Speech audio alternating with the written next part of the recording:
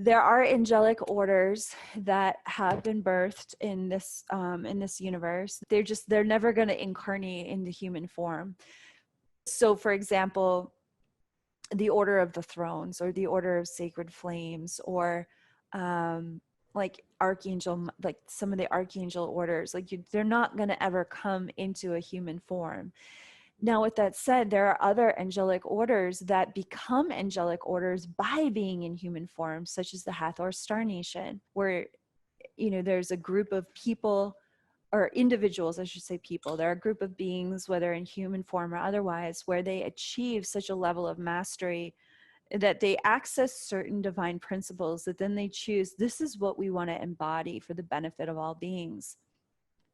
So for the Hathors, it would be like this group of a community of exceptional mystery school initiates that access so much of their ability to be in the fire of their creative expression, that they literally just wanted to focus just on that, those elements of that holy fire of creative expression and worshiping God. And by choosing to focus on those divine qualities, it's like everything else burns away, so that they can just focus on activating those qualities in others.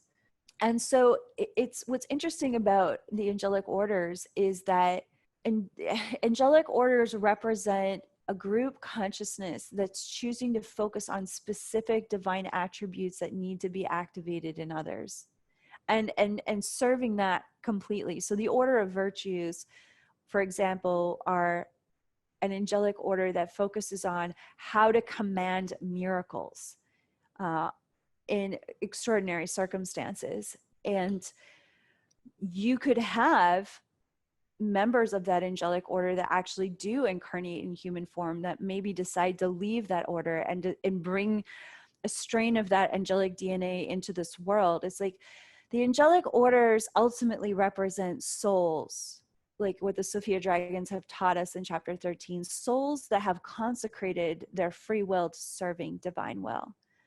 Are there angelic orders that were created specifically to serve God's will entirely? Absolutely. I mean, we all were, but many species are given this free will choice, whether or not they're going to use their angelic DNA for the highest and best good. And so when you meet an angelic order, you're meeting a group of those souls that are so consecrated to serving divine will that anything that would be an obstruction to their mission it just doesn't exist anymore. It's like they will it away. So when we are in the presence of angelic beings, we are in the presence of beings that have willed away even their desire to be in form, so that they can serve all of creation endlessly and without limit.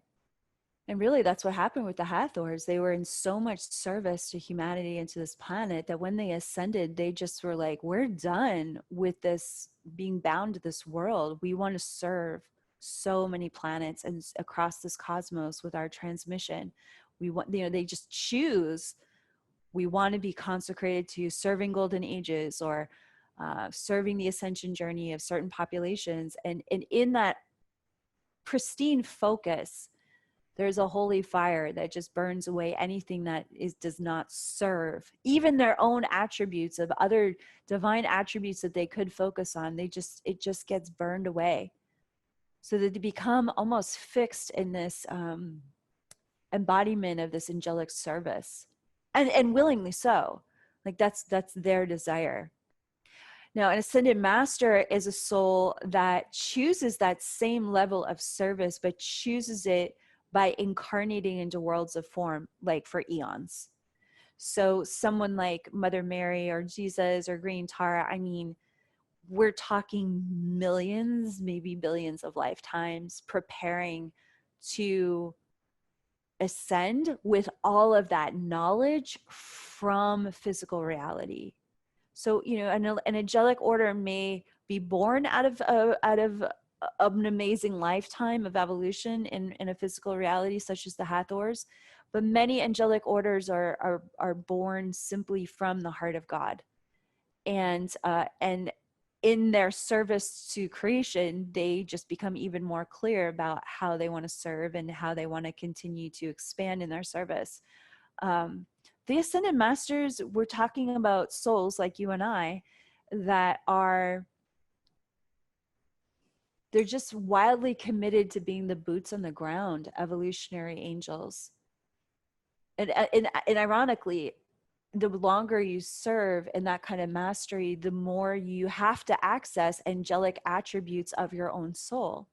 The more you feel the call to surrender into serving a divine will, lifetime after lifetime, you understand that's the whole point of incarnation.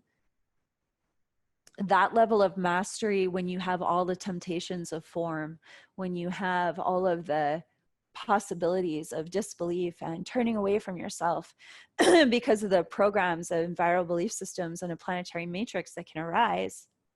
I mean, even something really well-meaning like a beautiful religion can still program you to keep you from your full divine potential, like a Hathor.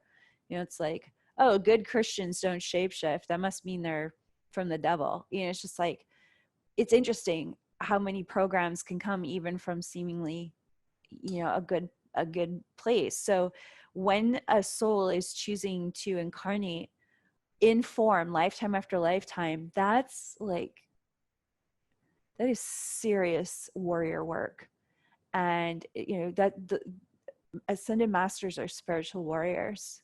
Angelic orders, much more committed to a more metaphysical realms of reality. Ascended Masters in training, they're going right down to the densest places in the universe.